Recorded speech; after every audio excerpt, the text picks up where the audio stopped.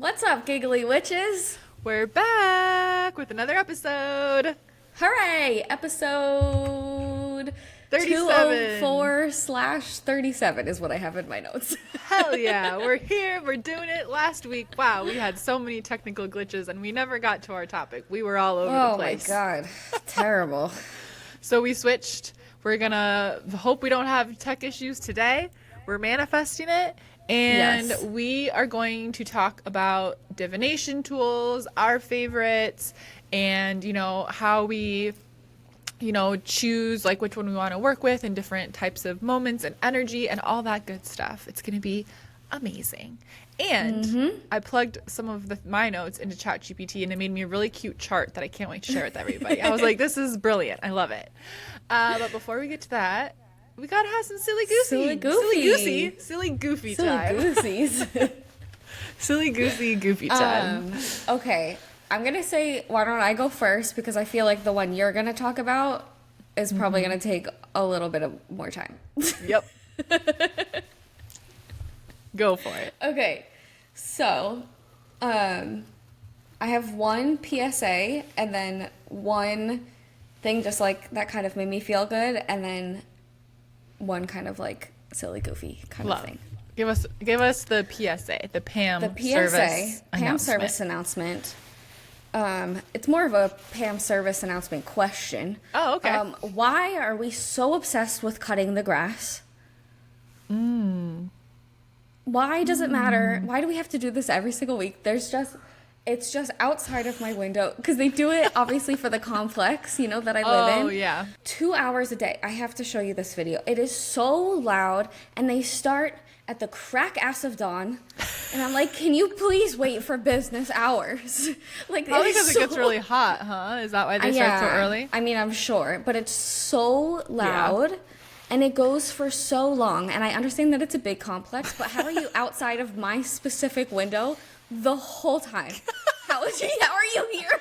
They actually move the different sections of grass to right in front of your window and then mow it and then they put it back. Because every time it starts to get quieter again, I'm like, okay, like I can try to start my day. It comes back and it's the loudest fucking thing I've ever heard in my entire life. It's insane. Yeah. So what difference does it make? Why? Who cares if it's 2 inches long? Who cares? Yeah. We're not even walking on the grass here. That's true. We have sidewalks. Yeah. I was just talking about grass this weekend, actually, because there's this... Crazy. Where I ride the bike along the ocean here. There's, this section where it's I don't know, it's just this little hill, and it used to always have what is considered, a weed around here, but it's kind of like a dandelion. It's a pretty weed. It blooms, yeah. And it's native, and it's this, it's so pink it hurts your eyeballs. It's so bright pink. Wow. And it used to be up this whole wall. Gone. And they fucking ripped it out and put just grass. And I'm like, for what? It's a hill. Nobody's walking on it anyways. Yeah. Grass in a yard, I can understand, but it also made me think, this is native to California. Yes. But LA does not have, California has droughts. It does not rain very much here. And everybody's watering their grass. And I'm like, the sprinklers go off here every day, and the whole, everywhere that happens, And I'm like, what if we just put these beautiful, brilliant pink flowers? I get it wouldn't be as walkable, but how much are we all walking through the grass? Who cares? If you're somebody who goes and steps in your grass every day in Southern California, fine, you can water your grass, but everyone else should put these beautiful pink flowers that are kind of weeds, but they're so beautiful. I always felt the same way about dandelions. I'm like, how are dandelions weeds? They're so beautiful. Well, this is what I was going to say. They made us believe that they're dandelions because they actually have so many health benefits for us. Mm-hmm. And I think that they just don't want us to have free medicine. I was going to say, my conspiracy theorist is going to come out for a second because same reason why all the trees are male trees and why we have allergies so badly, because they didn't want us to have free fruit. Yeah. Did you post that on your stories or something? I just read that. No. Okay. I learned that a few years ago. Saw a thread or something about that someone was saying, the government hates us so much that and so badly doesn't want us to have free fruit that it only plants male trees, and the male trees don't produce any fruit. So we have allergies and no fruit. Yeah. Like, son of a bitch. Yeah. They were like, it's because it's going to rot and be gross. Who cares? Okay, fine. Yeah. It's gross anyway. We have trash on the streets. It's called Circle of Life. There's a whole gang of possums I know would love all the fallen fruit. There's a whole song about it. The animals will eat it. Yeah, exactly. Or it will decompose, and then you'll have fertile soil. It's a win-win. It really is a win-win. It's a win-win-win. Or we'll eat it. Okay, so then my next silly goofy. Okay. On Saturday, I had a friend. His tour came through to the amphitheater here, and it was so nice. I got to see him. I haven't seen him in like a year, which is so crazy. We have never gone that long without seeing each other. We literally live in the same city. He's just always on tour. That friend. Okay. Yeah, different friend.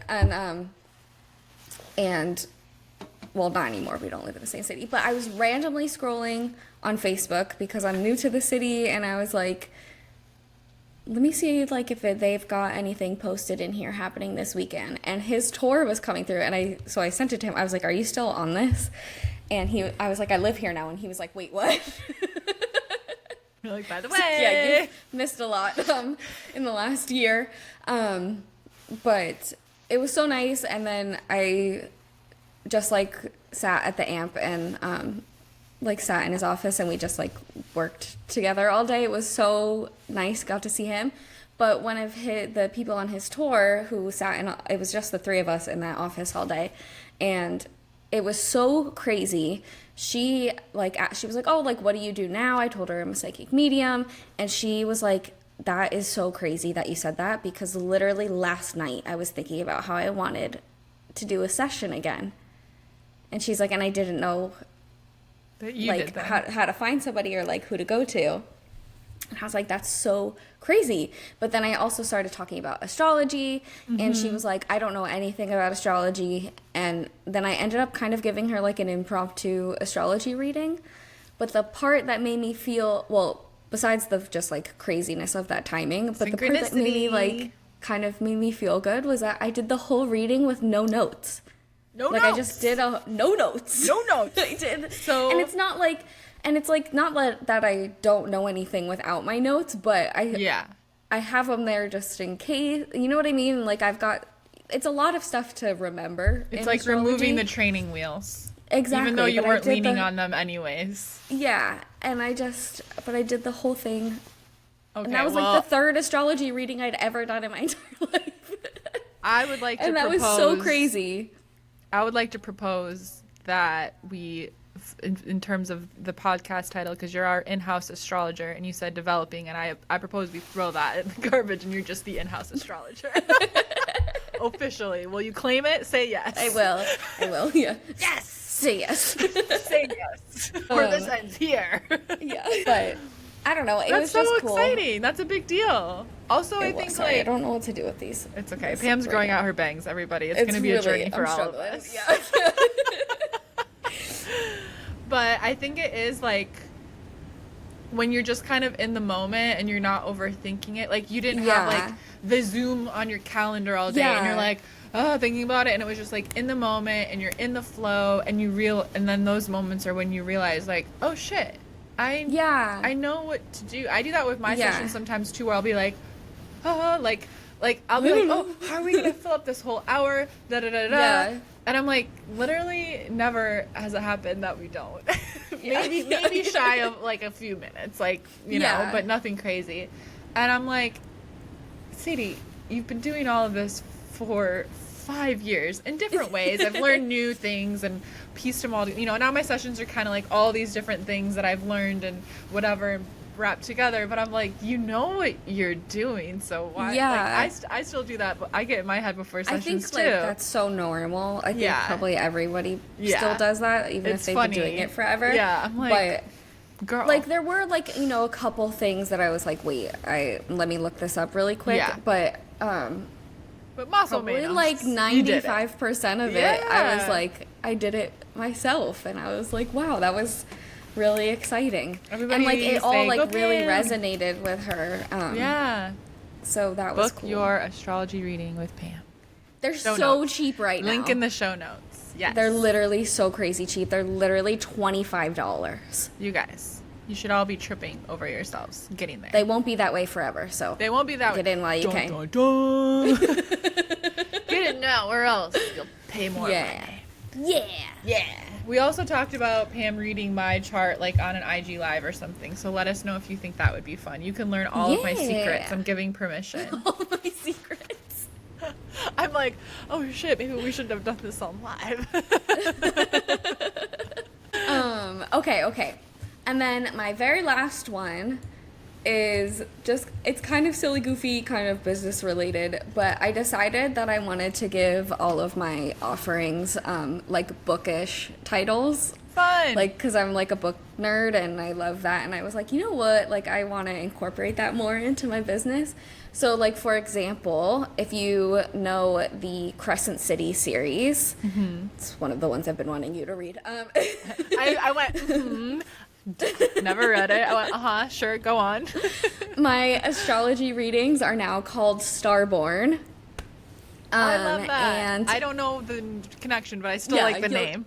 yeah, 'Cause it's and then my When you were mediumship born, reading stars. exactly So according to the cute. stars, and then my mediumship readings. If you've read Fourth Wing, ooh, okay, this contains a major spoiler The for name Onyx of your Storm. reading? The name Yeah. of your reading is a spoiler? I think you might want to reconsider, Pam. Well, it's a play on words. Okay. But what I'm about to say is a major spoiler for Onyx Storm. So if you have not finished Like Onyx fast Storm, forward like fast forward 30 seconds. maybe like, yeah. Okay. So my mediumship readings are called Veil Walker. Okay. Ooh, 'cause of the veil. Horrible lip smacking sounds. So sorry, everybody. I was about to do it. I'm like, why would you do it again? But because Violet's second, well, now I'm gonna You ruin don't it have for to you too. explain it. It'll just be like, if you know, you know. Yeah. Okay. You know what? If you know, you know. But it's a play on words, not exactly the same. I want to But explain it, but I that's won't. also brilliant. Yeah, because I'm You're walking walking through the the veil. veil and all the things. So I love it. Pam, you're so Yeah. clever and smart and funny. thank you and so fun much. And beautiful. But okay, so now this is when I need. Say more. And I love you. So now this is kind of when I need class participation. Okay. From everybody involved. I keep making that sound. I'm so sorry, everybody. I don't know why. I'm it's not happening. hearing it. Okay, good. I hate when I listen to podcasts and everyone makes that sound. I'm like, I can't listen to this anymore.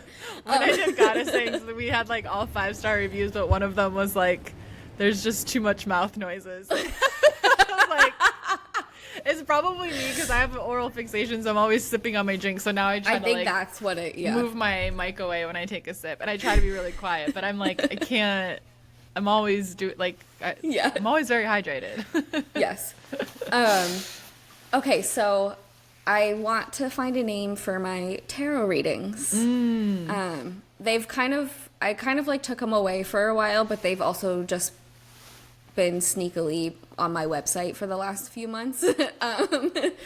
Anyway, but I can't think of a name for my tarot readings that have like a bookish theme. So if anybody's got any ideas, please holler at me. 'Cause I haven't read all these books, but I will. Well, still I was think even about trying it. to think like It doesn't have Harry to Potter, be directly. or Yeah. like any kind of like fun witchy fantasy book vibe Okay. kind of thing. I'm gonna think about it, and everybody DM Pam, or Yeah. if you're on YouTube, you could comment it, and then Yes, please. I'll help the algorithm too. Win, win, Yeah. win. Win, win, win. But that's all I got. I love it. But anyway, also I'm doing tarot readings again. So.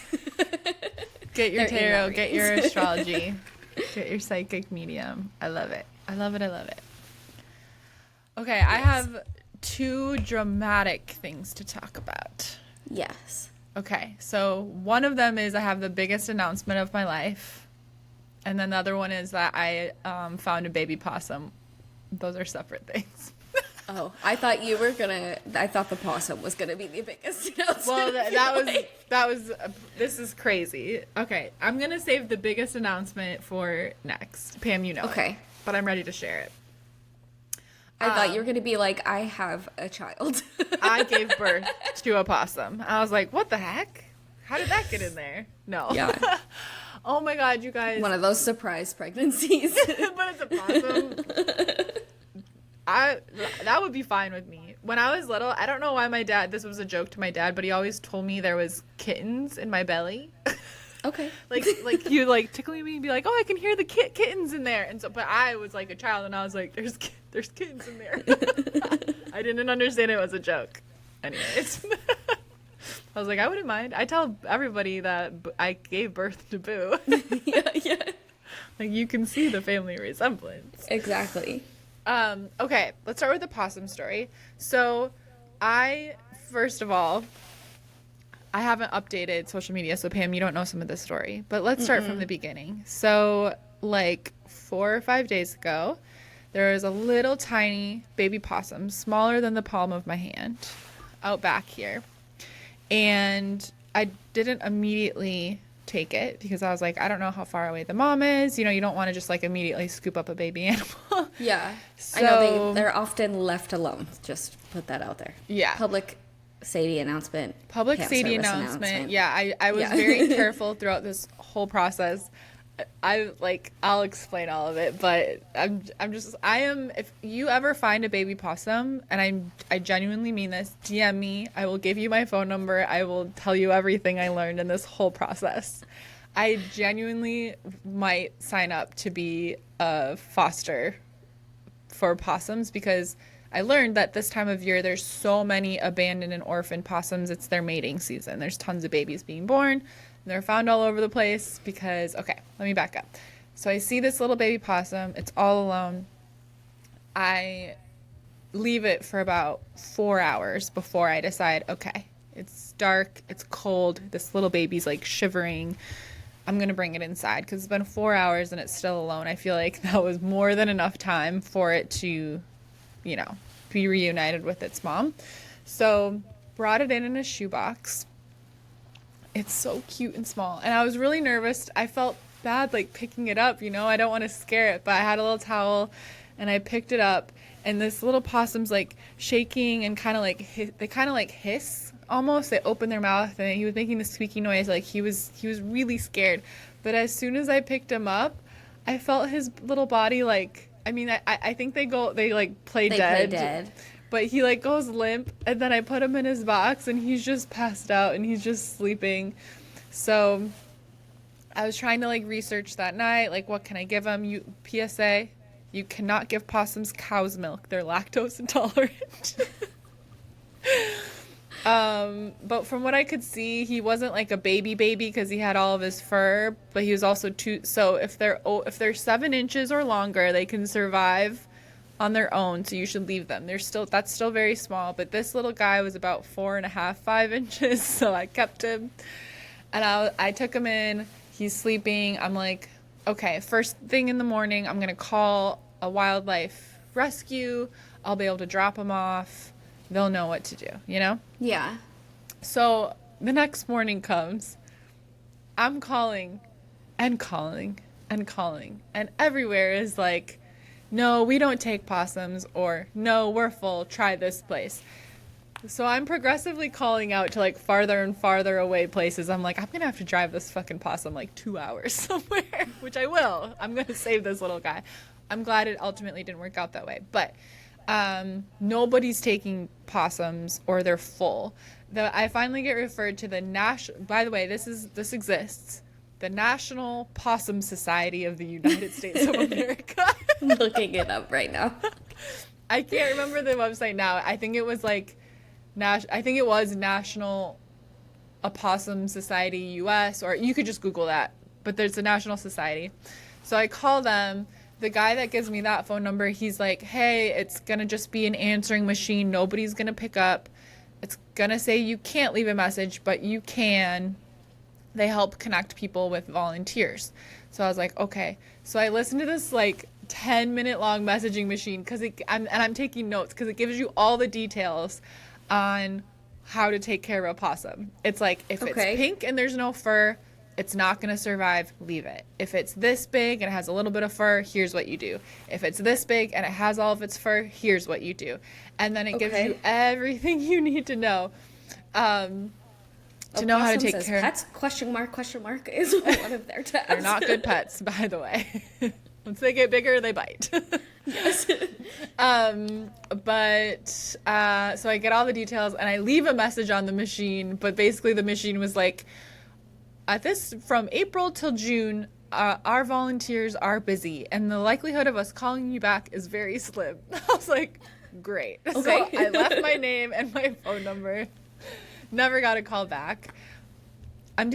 He's so cute. So I learned that you can get this goat milk based puppy formula for like little like infant puppies, but it's made from goat milk. So I went and I got that and he's drinking it. He's doing good. He's pooping every day. He's peeing every day. He's healthy. He's got lots of energy, whatever. And the neighbors, I'm like, I got this baby possum, you know? You were saying that? It made me think of the little shrimp in Shark Tale when he's like, and he's fairly happy. That's literally my baby possum, my baby Joey. He's fairly happy. And he's fairly happy. That's literally. Also, possums or opossums, I don't know the difference. They're marsupials, so they're like kangaroos, and the babies are in the little mommy's pouch. So I did learn how to identify if it was a boy or a girl. He was a boy. He has little tiny balls. You could see them. It was really cute. Little teeny tiny. I had to like squint. I was like, yeah, those are balls. But I was trying to look, his little legs are all spread out of the air. It was so funny. But anyways, I'm, connecting with the neighbors and they're like, oh, we've seen the mom, or like presumably the mom, like she's not dead. Like, so I'm like, oh, okay, like I'm going to keep him then. And we're going to try to figure out how to reconnect him with his mom.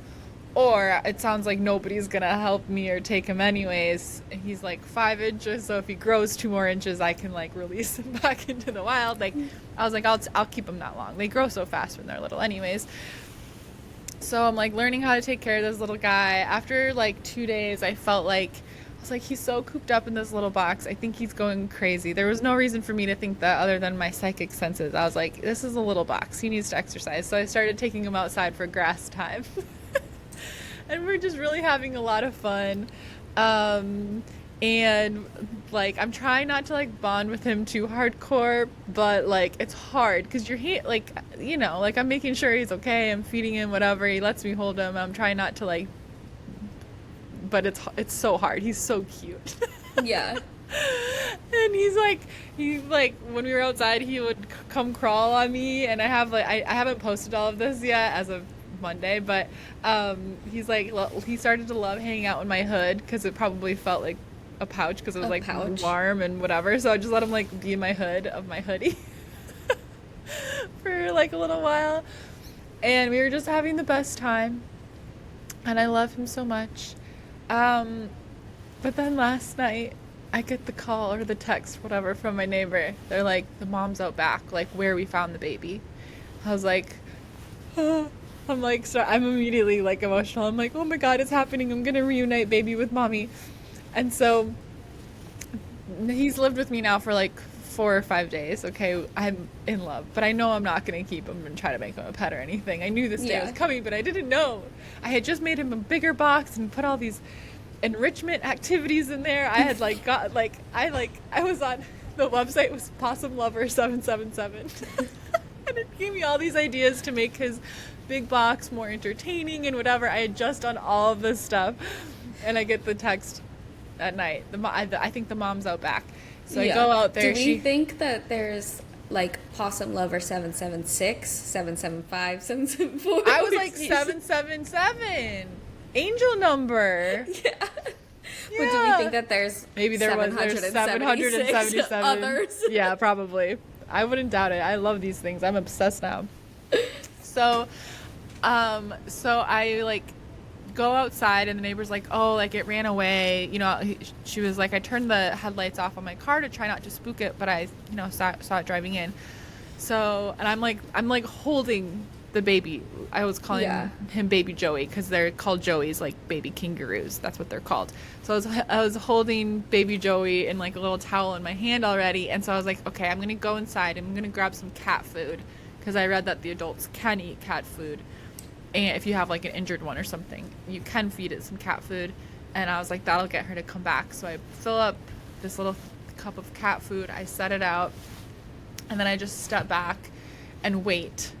And then I see the mom's head, because I'm kind of like around the corner holding baby Joey in my hand in the little towel. And he's like looking at me, and I'm like, oh, I'm not going to be your mommy anymore. But I'm kind of around the corner because I don't want to be visible to her. And she peeks her little head around the corner and then sees me and goes back. But I'm like, okay, she's here. So I just set baby Joey on the concrete, and because we're like kind of close enough, he's fast, he can walk over there. So I just set him down, and I walk away, and I back up, and I'm sobbing. I'm trying to be quiet. I'm sobbing, crying, and he starts walking towards me first, and my heart was broken. I was like, no, you have to go that way. And then I literally have a video of it where I'm like, turn around, you dingus. And he immediately turns around. I'm like whispering it. But he's walking towards me. And then he turns around and he goes up. And I can't see if he's found mom for sure. But I just like wait a little while before it, because I don't want to like make her run off before she's like, they've like seen each other. Yeah. So I wait a little while. And then I'm like, okay. So I like go inside. I come back out. And I have a flashlight. And I'm just going to look if baby Joey's by himself, like in that area at all. So I walk and I'm looking, I don't see him anywhere, and then I hear rustling, and I see the mommy. She's far back in this little wild area where she's been coming in and out and where we found the baby. I see the mommy, and I swear she walked back in and then out so she could show me. That's just my Delulu thinking, but so that I could see them together. Oh, I'm kidding. Okay. I was gonna say, because sometimes like the wild animals won't accept the babies back if they have like human scent on them. I googled that, so and they said it was a myth, and that's not true. I googled it, and it said that's a big misconception. Animal moms care about survival, and they don't really identify their babies from their smell, or at least for most animals. But anyways, she went back out, and I couldn't see him at that point. But then I didn't know opossums climb trees. I hear them rustling, and she goes across this, right overhead of me, she goes across this big tree branch, and then I see baby Joey. He's up in the branches, and he's up there, and he's following his mom. Very cute. Very cute. So I successfully kept a baby possum alive and reunited him with his mom, and it was so fulfilling. It was the most fulfilling thing I've ever experienced in my life. I'm like, this is why people like having babies, because like the purpose you get from keeping something alive and like caring for it, and like I'm like, I get it.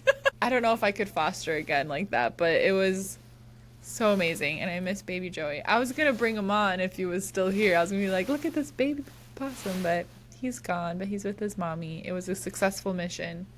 And one of the best weeks of my life. Do you like not feel that way about your cats? No, I do. I felt the same way when Boo got really sick. Like when I had to take really good care of her and like make sure she was okay. Like she had a fever, and I like obviously took her to the vet and stuff, but then they were like, okay, this is what you need to feed her. I had to cook her all this like, you know, pumpkin, get her organic pumpkin, and I like got like, you know, because it was like something that was like, I have to keep it alive because it's so delicate and fragile, you know? So obviously I feel that way about my cats, but it was like that extra, when I found him, he was shaking and like not like really eating or drinking anything, and then like kind of like reviving him, and then seeing him reunite and know he was going to be okay. It was like that journey, you know what I mean? Got it. Yeah. So I do feel that way about my cats, and it was the same feeling like, yeah, like I said, like when Boo got sick, and it was just like this extra like drive in you where you're like, I have to do whatever it takes to make sure my baby's okay. You know what I mean? It was that extra of like, this thing will not survive without me, you know? Yeah. Yeah. So that was crazy. That is so crazy. Amazing. I hope Joey grows up to be big and strong and comes to visit me.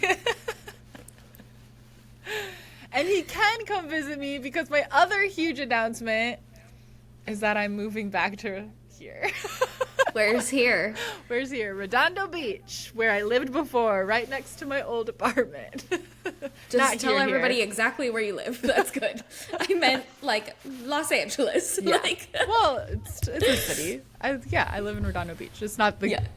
That's the city name. It's not the specific beach name. The beach isn't named Redondo Beach. But... Yeah, I came back here and I was just like, I've had it on my mind for probably like 6 months or maybe longer, like 9 months, not quite a year, maybe a year, of like, I want to figure out like where to settle down again. But I kind of like, was like, oh, I don't know where I would. And I was thinking, oh, maybe Mexico City, or when I was like checking out Medellin, I was like, maybe here. There's a lot of like American like digital nomads and stuff that live there. And I didn't really know. I was like, I don't know where I would live. But when I would, this is crazy. This is what I want to bring the magic into it. Because when I would be scripting, I script like not every single day, but a lot. A few times a week, definitely. I would write, I was like, if I could like live anywhere, I think I would live in Redondo Beach again. Like I loved it there. I loved my neighborhood, like specifically my neighborhood. I loved everything about living there. And I would write, I was like, if I can get a place and still be able to like easily travel a lot, like my budget would be able to include both, because obviously living in LA County versus like Mexico City costs a lot more. Yeah. So I would script, I'd be like, I can, live in my old neighborhood, I can still travel a lot, and I can whatever. And I come back here, and everything works itself out. I have these new projects I'm working on that are bringing in the extra income, that are like pretty much, well, they are like exactly what my new apartment's gonna be. This studio opened up in my neighborhood, and it's gorgeous. It's like super spacious. It has the biggest kitchen I've ever had in any apartment I've ever lived in. I don't understand. I'm like, just make that another room. It has a Harry Potter cupboard under the stairs, which I'm very excited to make a vibe. And it feels really trippy and kind of bittersweet. I mean, I'm still gonna like travel a lot. I have every intention of that, but I'll get to have my Boo girl. Me and Boo, we've never had a home, just us two. We'll see how she acclimates. She's gonna miss, now that she lives with 4 cats. She might have to be split custody. We'll see. But yeah, I'm getting a home, and I move in. So exciting. In like a week, which is crazy.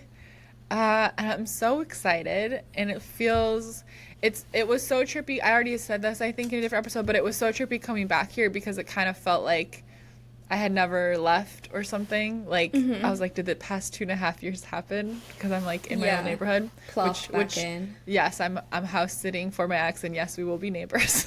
And I know that's weird, but it works for us. We're buddies. It's been a long time since we dated. And I can help out with the other cats too. But yeah, it feels like this very like full circle, and it was just crazy that I scripted it exactly, and it didn't work out exactly how I imagined it, and it was just sort of this like, we know these things about manifestation, whatever, like release the how, be open to it, follow your intuition, whatever. But then when you see it like kind of like working it out in real time, you're just like, oh yeah, that's not how I would have maybe like forced it to happen a different way, and it's all working out for the best, and it's magical. So yeah, I'm gonna have a home with my Boo girl, and I'm so excited to just like have a place to decorate again, and I miss so much like all my art stuff. I'm like, oh, I'm gonna have a big easel in front of my big window and paint every day and whatever, and by the ocean, and it's gonna be great. I'm so excited. Amazing. Yeah. Love that. Yeah. So exciting. So exciting. So those weren't really silly goofies, but those are my 2 big things of the week. Big thing. Yes. Yeah. So, yeah. I'm a possum mom, successful foster, reunited, and I'm getting a home, and I scripted it. Hooray. Hooray! Yeah. Also, I don't think it's in my link right now, but just because I'm on the topic of scripting, if you haven't done it before, I'll put my free scripting guide back in my link, so you can go in the show notes and get that. It's so amazing, and it's so fun, and it's what we do together in my membership in the coven. We script together every month. So yeah, it's basically just writing what you want into existence, but you don't write it as I wish or I want or I desire. You write it as though it's already done. So I was writing, I was like, ooh, I'm so glad that I have my home in my old neighborhood in Redondo, and me and Boo have our cozy little space together, and I'm also still like seeing new parts of the world and traveling, big trips a few times a year, and yada yada yada, blah blah blah. And I said it all like that, and it freaking worked out just like that. It's so exciting. Very exciting. Yeah. Shall we dive into our divination tools 101? Yes, let's. What do you got for us? Smooth transition. They call me Sadie Smooth Transition. That's what they call me. Well, I thought that it would be good kind of to just like make a quick intro to, while we are going to talk about all these like different tools that you can use in your divination practice, it's important to remember that you are the magic. Like these are just like you can do this without them. Like you do not need the tools that we're going to talk to. They can be very helpful. They can add to your practice, but to remember that like you are the magic. Yes, I taught a class on this once upon a time, but I always consider it like living intuitively versus doing intuition, and divination is a way to like quote do intuition. And it's a great it's great for extra validation, or I don't even really use it for like making decisions. I use it more for just like inner reflection, like it to prompt me to think about something that maybe I wasn't considering, seeing things in a new perspective. Just gives me some insight.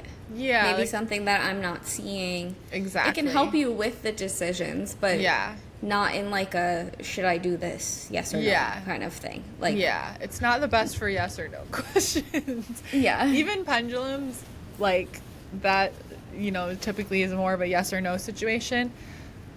Pendulums are tricky, man. I don't trust, I think I can get the pendulum to say whatever I want to. Maybe that's just a trust issue. We'll get into like the different divination tools, but I love pendulums for like checking energy centers and sort of like in different ways. But I personally, I know they're more like yes no tools, but I kind of steer away from hard answers in any divination. It's more about, if you're feeling stuck, you're feeling disconnected, kind of like jogging that, getting you to reconnect with your own inner wisdom. I think. I like using pendulums for like deity work. Oh, yeah, that makes sense. Things like that. I love that. If I'm not like totally, like dropping in or something like that, talking to them, and I'm just like, yes, no, what do we got right now? What's happening? Yeah, exactly. So for me, when I use divination, I typically am more like, I started doing it like Sundays, like I'll pull some cards and do like, it's almost like my church. Like, let me pull some cards, get my mind going, reflecting, whatever, sitting with myself, and then I'll like journal on them or just simply like meditate on them.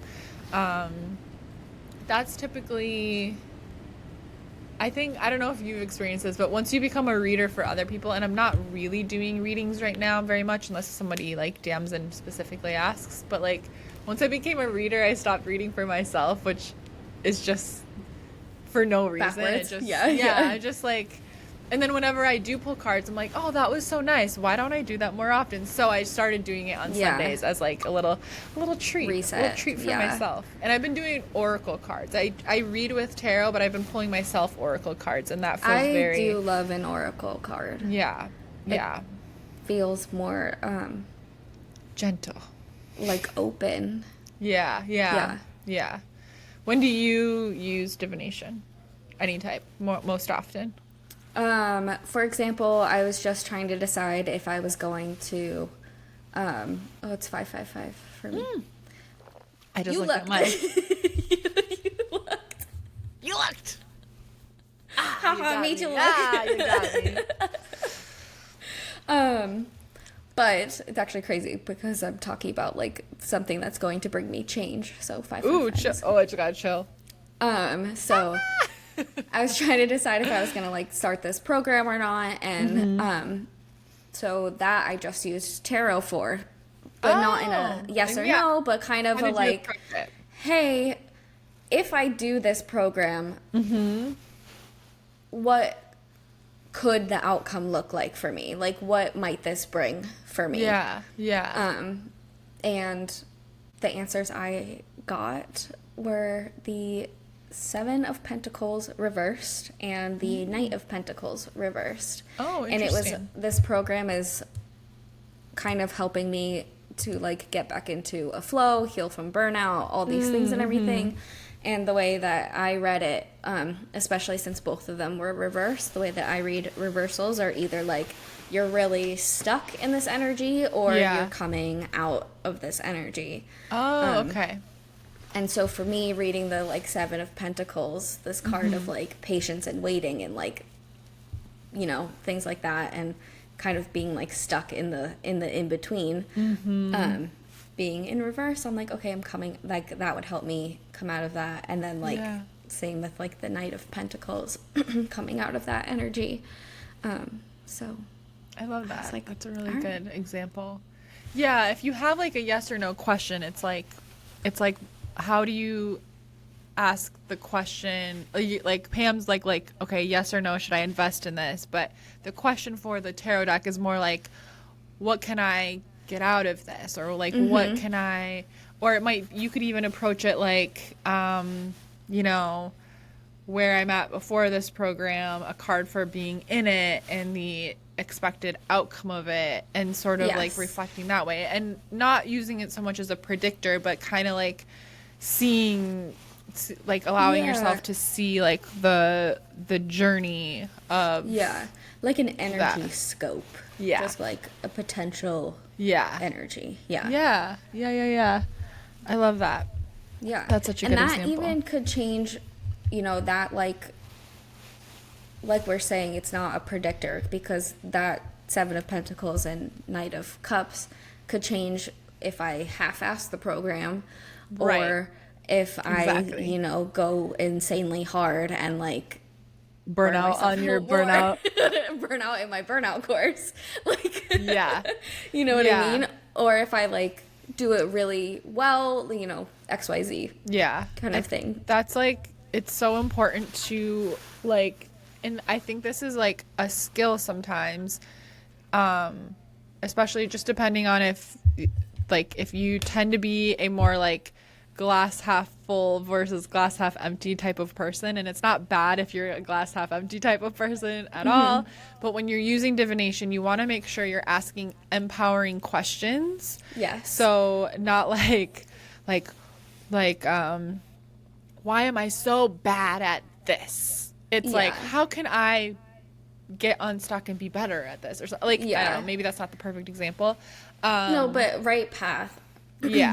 Because you have to I can kind of hear an echo right now all of a sudden. You have to kind of remember. There's actually an echo button. Oh. Hang on. It looks like yours is switched on. Yeah, mine's on. Oh, this cannot be changed while recording. Well, okay. Well. It's okay. I don't hear it now. It's okay. This is so much better than last week. This coming back to the spot. Or no, like, don't say no. But what was I going to say? Oh, wait, I lost my train of thought. The echo always fucks me up. The danger of a self-fulfilling prophecy. Yeah. So you don't want to ask yourself disempowering questions because you're going to get a disempowering answer. And then you can fall into a really vicious cycle of like, it's a self-fulfilling prophecy. So if you ask yourself an self-fulfilling prophecy and you empower yourself and you're like, yeah, hell yeah. Pam pulls her card and she sees like abundance if she goes through with this, and she's like empowered where she's like, okay, yes, if I go through with this, if I show up for this, then I can expect abundance after this, right? Or like, so it's like, it's empowering, but she still knows like she has a job to do throughout it, but it's like, okay. Exactly. Okay. I can see that. Yes. So it's like making sure you're phrasing your questions in a good way. Exactly. I have a whole post on tarot empowering questions that I posted last year at some point. Might have to scroll back a little bit for it, but it's I love it.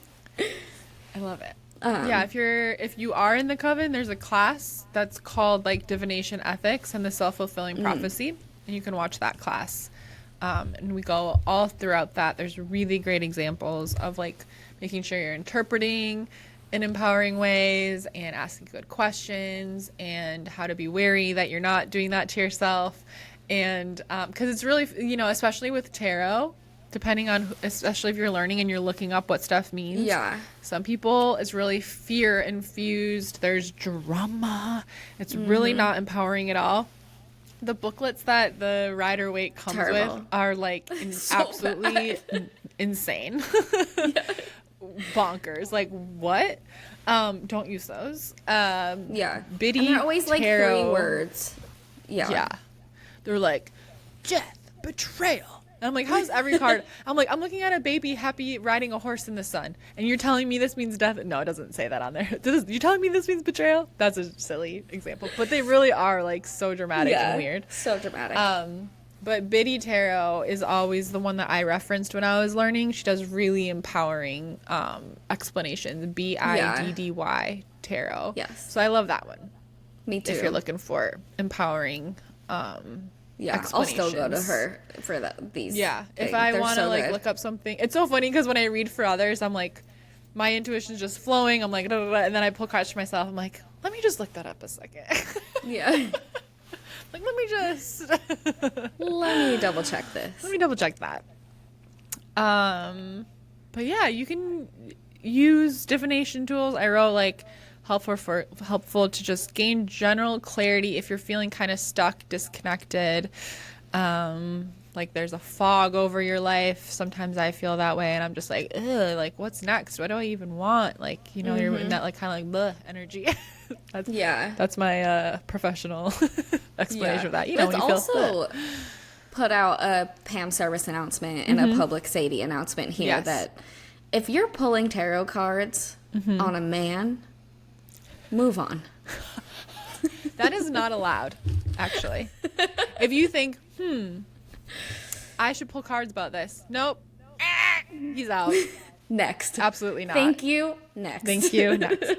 That's a sign that he's not the one. If you need to obsessively pull cards about your relationship, no. Yeah, he's not it. Boo boo, look at me. Look at me and Pam in the eyes. Look at me. Right you here. know that look at me. The Kevin Hart. Don't look at him, look at me. Right here. Look at me. Look at me. Respectfully? No. Disrespectfully to him? No. Yeah. I mean derogatory. I mean that as disrespectfully as possible to him. Get the fuck out of here. Yeah. I'll hold your hand. You come here. I love you. Come here. Forehead kiss. Baby girl. No. Okay, good. Glad we got that out of the way. Felt that was important to put out there. We've all been there. We've all been there. You know what? I can tell you, one of my last big breakup. Yep. Guess who was pulling cards on that relationship a lot? If you're asking the question, There's an answer. If you're asking, like that's it. That means you know what I mean. That means he's disturbing your peace. Yes. We're not doing that. No. We're not doing that around here. Not in the year of our Lord and Not Savior. in the year of our Lord 2025. 2025. He is risen. It's Easter Monday. R.I.P. the Pope, though. Rip the Pope. Yeah, I saw that. So crazy. Crazy. Easter Monday. I no went less. on YouTube to pull up a chat with Brad, and it said, breaking news, the Pope is... I was like, what the heck? I saw a TikTok this morning. I was up all night from like 2 a.m. to 6 a.m. But last night. So obviously I ended up on TikTok because I was just fucking laying there after a while. You're just like, all right, well, I'm going to give up here. So I saw a TikTok, crack ass of dawn, 0 likes, 0 comments, 0 views. And it was like the Pope died. And I was like, no, he didn't, you freaking troll. At first I was like, that's not. And then I Googled it and I was like, oh my God, he How did crazy die. is that to happen on Easter, though? I know. Jesus himself came down and scooped him up. He said, hey, I know. buddy. I was like, you know what? Maybe in 3 days. We'll see. Let's wait. Yeah, like, give it 3 days. What if that's how Jesus comes back? Yeah. That'd be Like, crazy. this is needed right now. Jesus, please. Jesus for the President of the United States of America. Except I don't think he'll be a U.S. citizen, but he's Jesus. He can figure it out. He would 100% get deported from the United States. Yeah. I know. I'm like, all of you, all the like really like conservative Christians, I'm like, get the fuck out of here. You would Have you read conservative the book? Christians. Yeah. I'm like, you would not, you would be so disrespectful if you saw a man who actually looked like Jesus and was saying, preaching and stuff. And was poor. A Jewish man and brown and like from the Middle you guys East. would not do well with that. No. You would not listen. Yeah, No. you would deport him ASAP. He would be he wouldn't even make it. Deported. He wouldn't even be in here in the first place. He wouldn't make it through TSA. He would be detained. That's so fucked up, but it's probably true. I'm not laughing because it's funny. I'm laughing because I'm scared. Jesus for president. Or Alexander Hamilton, as we've already discussed. I think we have P and Did VP we talk all about set this, up. though? I think only you and I talked about this. I don't think we talked about it on the podcast. Wait, we didn't? I thought we did. We talked too think much. so. Yeah. Pam and I talk like an hour either before and or after these, and I'm like, I don't know what ends up in the podcast or not. Wait, I swear it was part. I don't remember. No, I think it was because I was talking about Bridgerton, and then I was talking about Hamilton. Well, I said I want, in case we didn't, the context is that everybody knows Hamilton's my favorite musical. And I think Alexander Hamilton would know what to do. I don't think we would have to do much to update him. I think he was already down, a man of his time that wanted to free the slaves. So I don't think it's far-fetched for him to reincarnate right now or just, well, I was saying we should just call his spirit and have him possess President Trump. You go in there. I don't think we would have to. I think he would be on board with women's rights, trans rights. Yeah. I think he would be on board. Might just have to like update with him all on of that. Technological advances. Yeah. And things but I like think that. he would be like, okay, word. Okay. Yeah. And he would get to fixing everything. I think got he would this. know what to do. So that's sort of my plan. To learn how to. That's my plan. To learn how to summon him and send him into the president. Yeah. And take over. Because I think he was a genius. And he started so much of our institutions that are still here today. Like, I believe the U.S. Postal Service, I believe he created that. Or it could have been something else. But I believe that was one of them. He did a bunch. And he was just a genius, and he was really good at to know that institutional frameworks and things. And we have a lot we need to fix. Yeah, he would not. Exactly.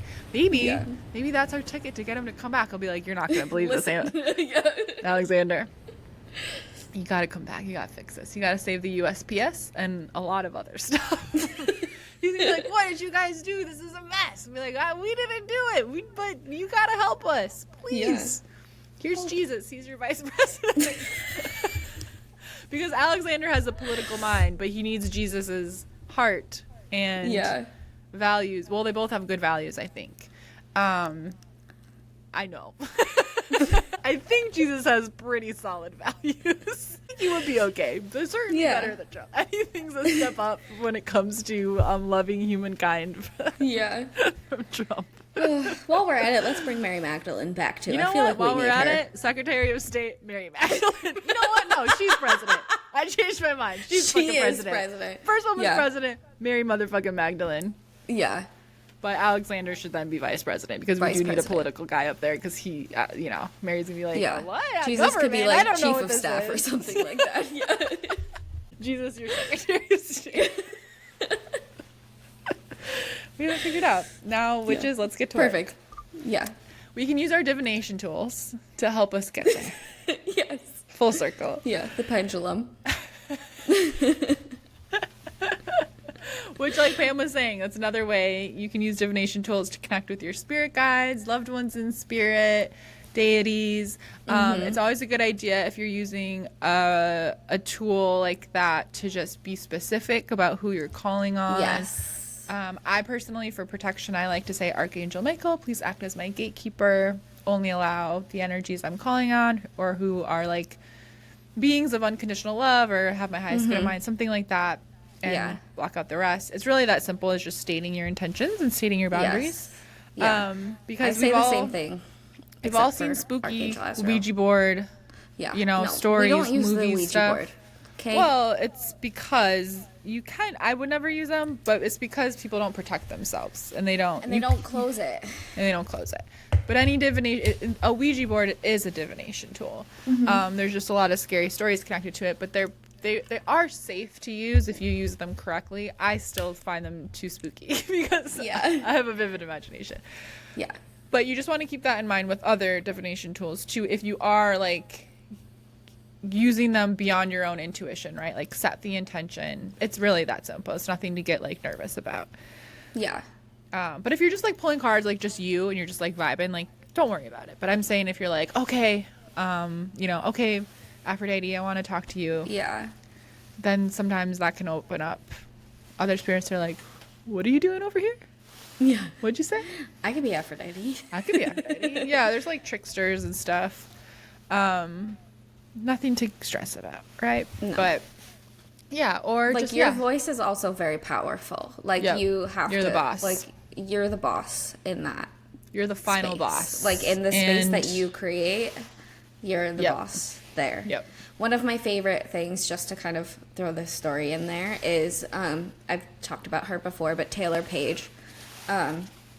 She's a medium and astrologer and all the things. But her story that she always tells is that when she was younger, there was this spirit that used to like haunt her basically, and every night would sit in her like swivel chair and it would creak and it was like very obviously like disturbing her. So she said, finally I got so fed up that I locked myself in the dark closet by myself and I started saying, I am the most like powerful and scariest thing in this entire room. Like I am the most scariest thing. Yeah, so did I. But like, and then after that, my body. After that, he left, stopped bothering. Like, you are the most powerful and scariest thing. Yeah. It doesn't mean that you won't encounter sometimes scary things because it happens sometimes. But I was like, you have the power to. When I told that story, I think. With the balcony. Yeah, and when I was in Mexico, when I was still in Mexico City, and I went to a show. And I've never had that experience before. It could have happened before, and I just didn't become aware of it. Yeah. But I went to that show. I came back. I probably didn't come in because I do have a lot of crystals and stuff. I do put up like stuff near the doors, whatever. Yeah. I do that in every Airbnb I live in. But yeah, I couldn't sleep. I could feel energy out there. It was freaking me out. And then I remember I saw that TikTok and the card on it was like ghost or spirit or something. Yeah. I was like, oh, but then I finally went like, oh, just tell it to leave. And then I fell asleep right away. And it was just like, oh, but nothing happened. I didn't see anything, but I felt it. Right. Yeah. So yeah, it really is just like our voices are so powerful. You just like declare it. Declare your intentions, declare your boundaries. If you feel something, if you're like, if you feel something, say something. If you feel something, say something. But like sometimes it's very subtle, like not like I was like, I don't usually have insomnia. Like why, like so it can be something like that. Like if you were like, I have insomnia, I can't sleep, and I was doing deity work earlier, maybe maybe it is or I was just try it. Be like, if something's place, here, I'm asking you to leave. You cannot be here. Yeah. That's usually my kind of like silly goofy about this is that I work with Archangel Azrael. Often he's like my guy. And my guy. That's how I literally talk to him all the time. I'm like, what's up, my guy? I need you right now. Like, I need you. Help. But he's so scary that so many spirits are afraid of him. So I'm like, I'll start out and be like, listen, I am asking you to leave now. Don't make me. If you don't, like, basically, I'm like, don't make me call your father. I was gonna say, this is like when I was little, and I would laugh at my mom trying to be like, you're in trouble, and she'd be like, well, when Dad gets home, I'd be like, okay. No, I think I will listen to you. I don't want Dad to yell at me. Basically, that's what I do. I'm always just like, listen, don't make me call you Daddy. Or you can leave when Archangel Azrael makes you leave. Like, pick your choice. That's up to you, buddy. So that's what I do. But I love that. All the same words that you use, basically, except with Archangel Azrael instead of Michael. Yeah. Sometimes I'll call Michael in if I think I need to, like, double team them. Like, if they're, like, really stubborn. We need to double team these guys. Yeah, I'm like, listen, you guys do this. I'm out. They're not listening to me. They're not listening. But sometimes, yeah. But okay. Usually first try. Anyway.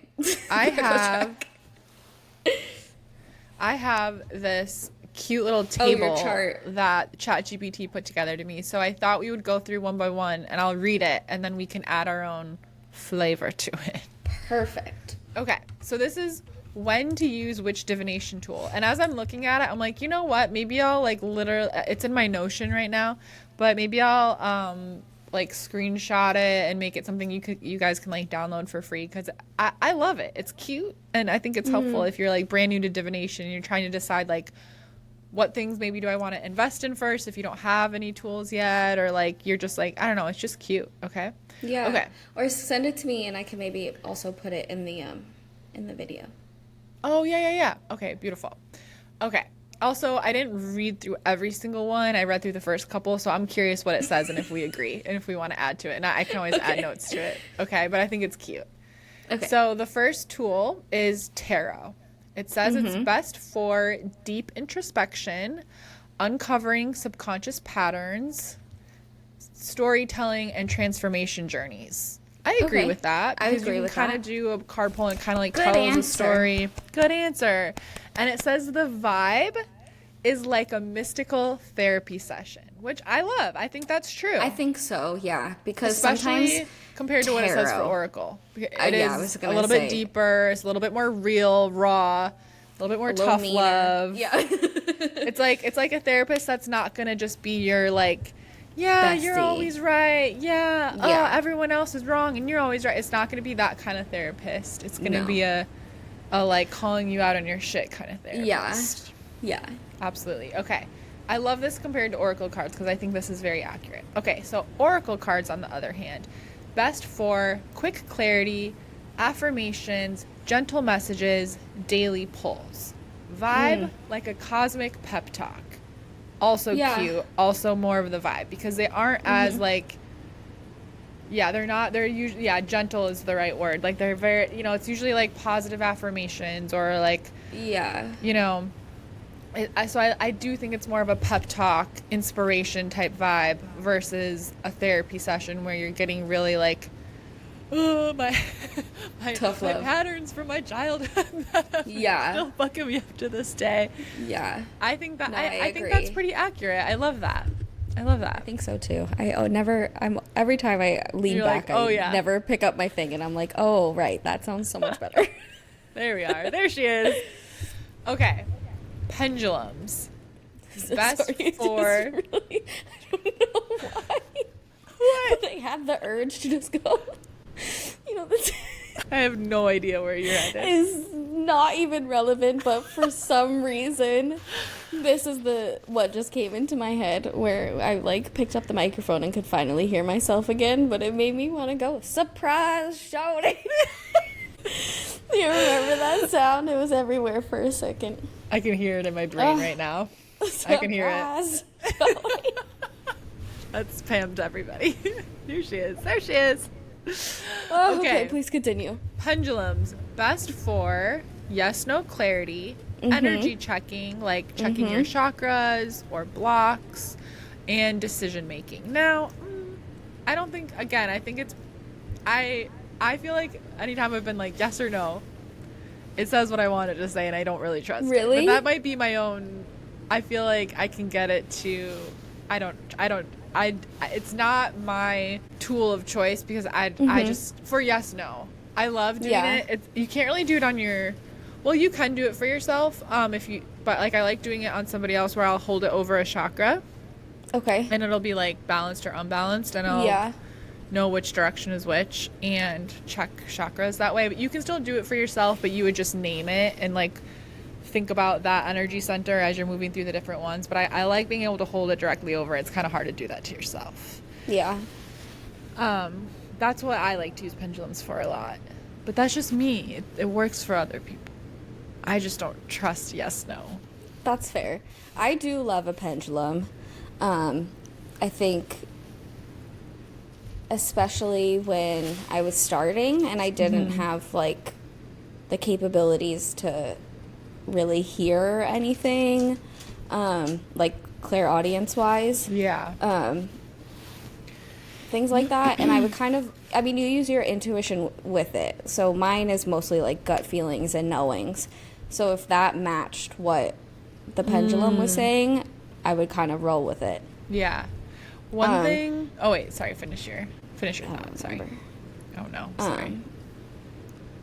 But you can also use your like body as a pendulum too, if you are like worried about the device. The device. You're worried about it. Also, if you don't have a pendulum, but you have a necklace with like a longer chain and a heavier pendant, that works really well too. Yeah. One thing, when I worked in a crystal store, that was really fun, and you could do this to your crystals or your crystal jewelry. I would ask like, do you need to be cleansed and or charged? And it responds really strong to those questions. So you can communicate with your crystals. Your plants, it works too. Do you need to be watered? Do you need to move? Do you want to move? Do you need more sun, less sun, whatever? So if you're struggling with a plant, use your pendulum. It's really cool because they're alive. Crystal jewelry, it's really good for, like if you, you could even like walk, if you're trying to decide like where to place an altar, maybe like you're like rearranging stuff in your home or you're moving stuff. Like I'll probably do this in my new apartment, like kind of like hold the pendulum and kind of slowly walk around for like a vibe of like where good energy spots are for like, also you could follow like feng shui stuff, but like even just in your home, be like, do I need to cleanse today? Do I need to do a big smoke cleanse? Whatever. If you want to use it for that kind of stuff. But it's fun to communicate with like your crystals, your crystal jewelry, your any magical tools, your plants especially. Yeah, so that's fun. You can also use it to help you find lost things. Oh, lost items. I don't know if I've done that. That's a good idea. Yeah. It's a really good idea. This says the vibe is like texting your higher self. Okay, wait, that's so funny because did you see, I don't understand how this works if I'm being completely honest, but did you see all the people using their pendulums on a keyboard and like talking to their deities through the keyboard? Wait, that sounds like a Ouija. That's how Ouija boards work. Pretty much. I'm like, so we're just going back to Ouija. That's interesting. But technology-wise. And they would like hold it over their keyboard, and whichever like letters, I guess, would make it go yes, no kind of thing, then they would like type out their messages. Oh, that's cool.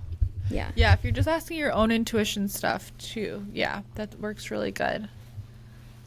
I love that. It is like texting your higher self. Okay, the next one is runes. Now, I have a set of runes that somebody made for me. Very but cool. I never really learned how to use them. Like, I pulled runes a couple times and I would like look up the answer, but it's not something I've like used regularly or have very much experience with. So this I won't know if it's accurate, but this is what the table says. Runes. Best for direct messages, shadow work, ancestral energy, and masculine energetics, which I think is really interesting because I do feel like runes has a more masculine energy versus other. I feel like Oracle, I feel like runes and tarot might be more masculine energy, and Oracle and pendulums are more feminine. Yeah. Maybe. That's the vibe. I think that's interesting. I have used, I wouldn't consider myself an expert by any means, but I do use them when I work with Freya. But there was, sorry, I just thought of this one. There was one time where I was like starting to get like pretty used to them. I started like really understanding what they meant and everything, and I was like, I don't need this anymore, and I like threw out the paper, and then she I think was just like, oh yeah, want to bet? And then like gave me runes that I like hadn't seen before. And I was like, let me go get you know, like when you like are cooking and you throw out the instructions and then you got to go back to the trash. Your walk of shame back to the trash. It's pretty much what happened. And that was funny to me. But this says the vibe for runes is like a raw but grounded truth bomb. I would say that that's true. I love it. I think that that's right. Yeah. Okay, so astrology is on this table. It is a form of divination. I love this. Okay, best for long-term patterns, big life themes, and cosmic timing. Absolutely. Okay. Yes. Vibe, like Google Maps for your soul's journey. Yeah. Love that. That's cute. Yeah. Quite literally in the sense of astrocartography. Yeah. And then the last one that's on this table, of course, there's like more, but this is what's on here. Scrying, which could be mirror scrying, water scrying, fire scrying. Best for visioning, trance states, and deep intuition. I think that's accurate. Scrying is a little more like intensive. I would feel like you do really want to get into like a trance, like meditative state for scrying. And it says the vibe is like stepping through a portal. Yeah, which absolutely. I would say that's right. Yeah. Yeah. Very cool. ChatGPT. I love it. I could probably honestly, just make like a little screenshot of this, and then everybody can have it to like peek at. I don't know, it's just cute. Like it just made me happy that I didn't ask it to turn it into a table. I just kind of wrote like my notes into it and said like, can you organize this into something? And it made this little table. So cute. Very cute. So that is what I have. Personally, what I use, we've done mirror scrying. Oh, this was a while ago back in my membership, but there's like a mirror scrying class again. If you're in the coven, you could watch the replay. But scrying isn't necessarily one of my go-tos. I do, however, watch flames. I watch house, so I guess that's kind of fire scrying. Like I read flames if I'm doing like burning bay leaves or lighting a candle. I'll definitely pay attention to and take mental note or write it down of like how things are burning up. So that's, I kind of do fire scrying, I guess, but definitely tarot and oracle are my most used go-tos. I don't use my pendulum a ton, but I have always traveled with one. Like I always got one on me, you know. Stay strapped up with my pendulum. Yeah. What do you use the most? I think tarot and probably the most is probably tarot and my oracle cards, and then my pendulum and runes because I use them with Lady Aphrodite and Freya. Yeah, I wasn't traveling with an oracle deck this time around, so tarot was what I was using mostly. I had a tarot and a pendulum, but now that I'm back, I found all my oracle decks in my storage unit, and I've been having fun becoming reacquainted with them. Yeah. I like using a tarot deck with an oracle deck. I usually do both. Yeah. It kind of, I feel like, helps give me a bit of a little summary Yeah, in like that's a how I've always nice done way. readings too. I just pull when I do readings for people. I'm like, there's no set number. We have our Yeah. set time, and I'm like, let me pull tarot and then let me shuffle this oracle deck and do some of both. Yeah, That's how I've that's always. what I do when I go to markets and things like that and read. I'm always like, there's one question or two questions. Like, I'm not putting a Card limit on it. card limit Yeah, on I don't. it, I and then never really nobody do. understands that. They only understand the card limits, but I'm like, because I'm gonna have this priced out for 3 cards, and You then might I not feel end like up you pulling like need- 7 or 1, and then Yeah, because Yeah. it's really just sort of like a roadmap for our intuition to kind of like follow down. And I could talk Exactly. about one card for an hour, or I Exactly. could talk about 5 cards for 15 minutes. It just kind of Yeah. depends on where everything goes and what comes through. Yeah, I love that. And I would just say, I think we've talked, because we did an intuition episode, but like if you're learning a new divination tool, like, yeah, we did talk about this in an episode, but just like have fun with it and really like I always say like try to practice interpreting stuff. If it's cards, for instance, interpreting it on your own and then looking up, then reading the guidebook or then Googling it,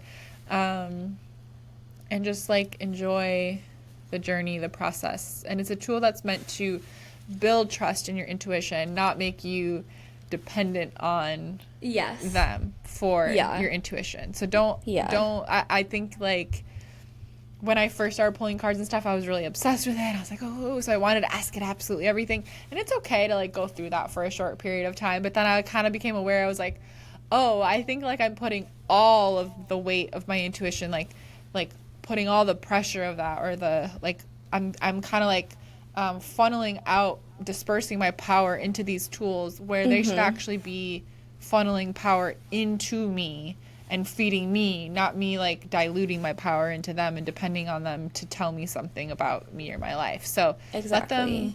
add to your intuition, strengthen your intuition, but they're not the end all be all.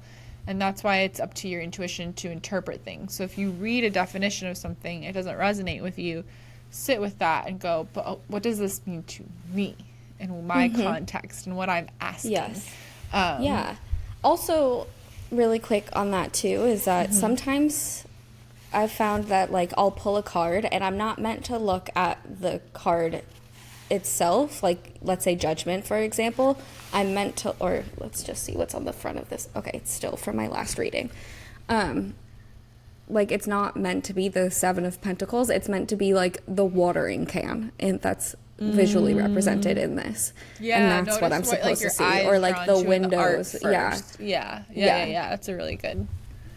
Yes. Very Yeah, good. sometimes it's not meant So like have the fun with it. Drop a comment if you're on YouTube, or maybe we can put like a Spotify poll up of like, what's your favorite divination tool? What do you find yourself turning to the most?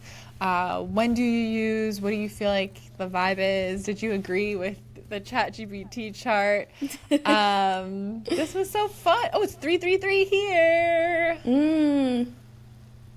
633 here. there. Not the same. yeah. No. But we got 555 over there earlier. Now we have 333 Yeah. here. Wow, great. How great. Amazing. You can Amazing. find Just my voice. giggly That's one of my witches. vocal stems. Do you know what I'm talking about? In Harry Potter, when the door to the Gryffindor common room, when she's like doing the opera and then she's trying to make the glass break and then she goes like this and she goes, amazing, just with my voice. Oh. It's one of my stems that I say I love often. that. I love that. Yeah. You can find Giggly Witches on YouTube, Apple, and Spotify. Make sure you're subscribed wherever you like to listen, and leave us a review if you're on Spotify or Apple. That helps us a ton get discovered in the algorithm. And send one of your favorite Giggly Witches episodes to a friend that you think would be the vibe to have a silly goofy time with us too. We appreciate you all so much. Shout out to our weekly listeners. We love you. And you can also follow us on Instagram and TikTok. And Sadie, you can find me at I am Sadie Olson on Instagram and TikTok. I also have a YouTube, Magick with Sadie, with guided tappings and meditations. and there's some step-by-step spells on there and all sorts of goodies. I also have a monthly membership called just simply The Coven. I changed it. It's still the Hot Witch Scripting Club. I just felt like calling it The Coven instead because we've started to do so much more than scripting. But we meet live once a month, at least. Actually, we've been meeting more often most months. But we meet at the very end / very beginning of every month to do a month ahead scripting ritual. And then we try out different kinds of manifestation, or recently we did a channeled art session together. So we dabble in different kinds of magic along with the scripting that we do together every month. I'm playing around with the idea of adding just like creative co-working sessions once or twice a month as well. To just like come and like make art or do work that you want to work on. But when we did the channeled art together, it was so fun. We just did a brief little meditation to open it. We just sat in silence together. I played some music in the background, and there's something just about being quiet but being like on Zoom with other witches working on art or projects. So Pam seems excited. If you're listening, that's something you would like. I literally was gonna, like, I started typing out a text to you earlier, and I was like, I'm gonna talk to her later, I'll just ask her later, but I literally was gonna text you before and be like, do you want to just like hop on Zooms a couple times a week and like do work and sit? We talked about that, which I'm also down to do that. But yeah, so I thought we could have like little creative co-working sessions in the Coven where we would all hop on. I might lead like a brief little meditation, some like deep breaths, and then we'll all just kind of like bring, whether you want to write, you want to do like literal work, you want to work on some art, we can just have fun like vibing together, and then maybe like close out with another little meditation or a little tapping together or something. But I was thinking about adding that, so that would be separate from the monthly scripting sessions, because it was just so fun. I just like making art with you guys. It's fun. Exactly. And I want to, now that I'm going to have my own home and I can be back to making my art all the time because it'll be easier, I want to bring more creativity into like my spaces and my offerings, because that's just such a big part of who I am and what I'm obsessed with. And I love helping people with their creative projects and clearing out any like fear of visibility or worrying about what other people think or feeling blocked. So I was like, how could I make the Coven space help people bring their creative projects to life and infuse it with magic, or just have fun being creative for the sake of being creative, whatever you're there for. So that's super fun. You can check out the Coven in the show notes, and also it has like all the classes I've ever taught. So there's, when you go into the membership, there's a huge library. There's intuition development, manifestation, mindset, lots of spells, all sorts of good stuff in there for you to just enjoy on your own time. And I will put the free scripting guide back in my show notes, and if it's not there and you're looking for it, send me a message on Instagram and I will remember to do that, because I don't have a good memory and I don't know if I'll remember after we hang up here. Pam, what do you got going on? Okay, well, that's basically like exactly what I also wanted to do with my book club. If you've seen any of the messaging on that, obviously we'll talk about the books, but I really want our meetings to kind of be like book chat, and then kind of like let's do arts and crafts or just hang or do like chat and just have a little community space. Yeah. So that's fun. So I also have that book club for everybody to join. The first I'm a part book. of it. Yeah. I need to buy. I saw you post the book and I answered the poll. And I need to buy the book. I just remembered that. I think I put it in my Amazon cart. And then I forgot. Oh, I was going to go see if I could find it at a local bookstore first. But yeah, the book that we are going to be reading first is it's got a long name. It's the very Secret Society of Irregular Witches. I love that. I'm so excited. And I thought it was cute and like kind of like, you know, silly goofy, because we are a bunch of irregular witches. And I heard it's like a really cute, like found family kind of heartwarming story. Cute. And I thought it would be good to start with that.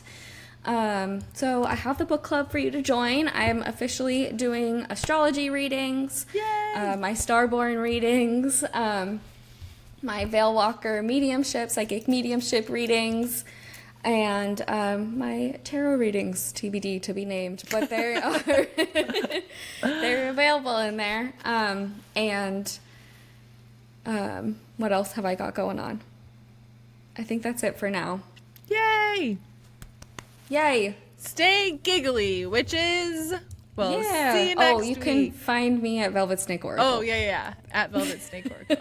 I was like, I don't know if I said it or not. Okay. Bye. Okay, bye.